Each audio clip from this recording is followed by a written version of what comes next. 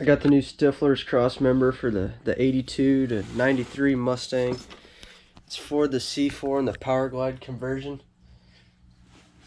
I've been wanting it so I won't have to cut the crossmember and slide it back and then weld everything back together. And then they came out with this. And this is like the perfect option for me at a low cost. It's only like 150 bucks, so that saves a lot of time for me. It has the polyurethane bushings and the spacers to use with the C4, or you can use with a powerglide. Looks like it comes with the hardware. Really nice polyurethane bushings. It's supposed to increase exhaust clearance.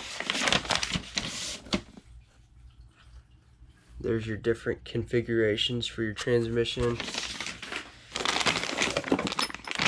Here's more bolts, bushings, spacers it looks like. And then a little packet about racing.